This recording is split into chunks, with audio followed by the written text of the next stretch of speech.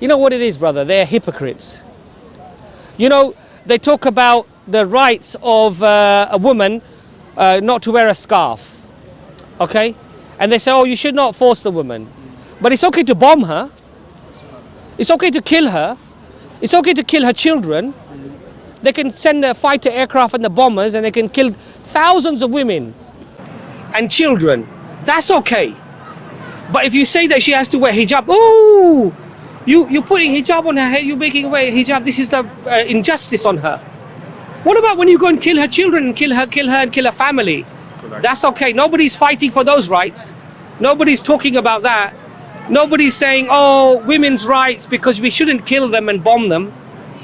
They're hypocrites. They've got no leg to stand on, really. They're just hypocrites, really, literally. The last time I remember when England hosted the World Cup in 1966, homosexuality was illegal. Yeah. Look, this Malala from Afghanistan, yes? Yeah. Oh, the Taliban, they shot her because she wanted to go to school. She's become this champion. They bring her to Europe. They give her medical treatment. Now she's addressing the United Nations. They're all crying, oh, this is like freedom and free. Yes? What about her sisters that you were killing in Afghanistan? Yes. What about her children you were killing in Afghanistan? In the thousands in Iraq. Yeah. How many Malalas have they killed themselves in Iraq and in Afghanistan? Tens of thousands, going into the millions of refugees. They destroyed their country. And they're championing, they're crying for Malala. What about the tears for all the people they killed there? They're just hypocrites. They've got no leg to stand on. Anything about Russia when the World Cup was in Russia. Right, exactly. Yes, when the World Cup was in Russia, they never said anything about human rights in Russia or anything like that. Yeah, they're just hypocrites. They've got no leg to stand. Look, I'm not saying that you shouldn't call out any oppression anywhere in the world. If somebody is being oppressed, yes, you have to call it out. But if you only call out some oppression, and you yourself are a zalim, you create zulm in the world, you're killing millions of people. You know, your World Bank, the IMF, are starving people around the world, right? Because of your economic benefit. Yeah, you have economic hitmen. They go around the world, they destroy people's economies, right? They put people in poverty for decades, for generations, yeah? Where are the tears for those people? Where are the human rights for those people? It's okay when they're filling our pockets, yeah? Everybody's crying about, oh, you know, the labor, they're only being paid $1. Everybody, I shop at Primark sometimes. If you're buying a t-shirt at Primark, you're supporting child labor, whether you like it or you don't. That's the reality. By the way, the England t-shirts are made by Bangladesh. Yeah. And how much they're getting paid? 21 pence. Exactly. 21 pence. Everybody who shops at Primark, everybody who shops at this, even the expensive stores, where do they get, you look at the label, where is it made? Bangladesh, India, okay, China. You think they're paying them $10 an hour? Even Apple products like iPhone made in China. Exactly. You think they're paying them $10 an hour? They're paying them 50 cents an hour. Yeah, we're all buying those shoes. We're all buying those t-shirts and those clothes, right? From the same labor that they're claiming is an injustice because of, you know, Qatar is doing it or this. It's a hypocrites, really. Wallahi, these are hypocrites. You know, unfortunately, when you're yourself morally bankrupt, the easiest thing you can do is you could point fingers at everybody else. And so this is what they do. They point fingers at everybody else. I'm not saying that England is not a beautiful country. It's a beautiful country.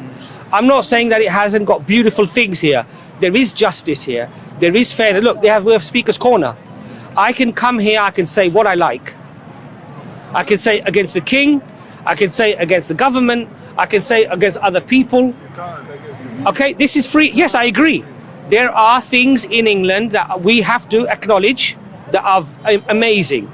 And in fact, you know, many people tell me that even in Europe, you can't do this in Europe, what I'm doing here, right? So yes, where there is good, we have to recognize the good. But where there is bad, we have to recognize the bad as well. And when we do something that's bad, we have to call it out. And the reality is, for me, I went to Qatar, I saw my first hand. I spoke to tourist, supporters from South America, from Asia, from Europe, you know, Wales, Ireland, England, everywhere. And their experience of Qatar is very different from what the media are telling them. We don't see that. Completely chalk and cheese, really. In fact, they're telling me that our own media they're lying to us. That's what they're saying out there, you know. So the hypocrite. Look, the opening ceremony, the BBC they cut it out. Yeah. It was a disabled child with no legs. Child, it was a man. But Well, it was a young man. he had half of him was Half of his body was missing, Yeah. and he interacted with Morgan Stanley, and he read a very Morgan small Freeman. Morgan Freeman. Sorry, Morgan Stanley. Stanley is- It's a company. Morgan Freeman. I beg your pardon. Right? Sorry, that's my dyslexia. Yeah. What did they do? They edited that part out. Okay. They didn't want to show the people that. Why? Why? Like one because verse, like- one verse of the Quran. Why? Because they're threatened. They don't want positive aspects of Islam to be promoted around the world because they want to create this illusion, Muslims being backward, being unsophisticated, uneducated, and that Islam has nothing to offer. But the societies here are disintegrating. The society in Western Europe and in America are disintegrating. Why? Because materialism is the God. The new God is materialism. And the drink and the drugs are ruining society. And Islam is the only religion that has a solution for stability, for cohesion, and to solve the problems of society that we have today. Only Islam. And they don't want this. But look at the beauty. The more they struggle to try to defame Islam, The more Islam grows. the more Islam is growing. Subhanallah. The more they try to oppress it and suppress it, the more Islam is growing. And it's growing within the educated people, the young people around 27 years old, and 72% of the converts to Islam are women. But aren't you mixing